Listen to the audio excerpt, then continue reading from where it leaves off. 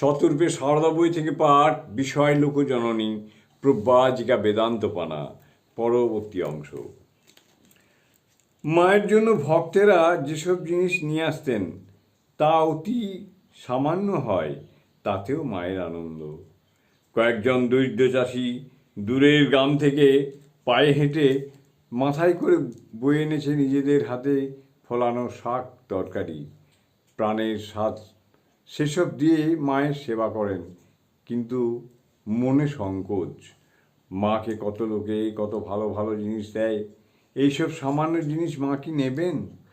মায়ের বাড়িতে পৌঁছে তাদের সব ভয় সংকোচ সব দূর হয়ে গেল। মা সাগ্রহে সব গ্রহণ করে নানাভাবে আনন্দ প্রকাশ করতে লাগলেন।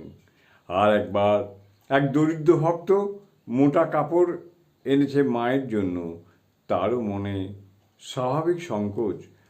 মা কিন্তু পরম সমাদরে সেই কাপড় গ্রহণ করে বললেন, বাবা, এই আমার গরদ, ক্ষীরোদ নিরোদ। সীমা বললেন, জিনিসের আর কি দাম, যে দেয় তার প্রাণের টান, ভক্তি তো দেখতে হয়। তাই যে মা বহু মূল্যবান জিনিসের দিকে লক্ষ্যও করতেন না। তিনি আবার ভক্তের দেওয়া অতি তুচ্ছ জিনিস পেয়েও এত আনন্দ প্রকাশ করতেন যে মনে হতো কোনো শিশু যেন পুতুল কিংবা মোয়া পেয়েছে।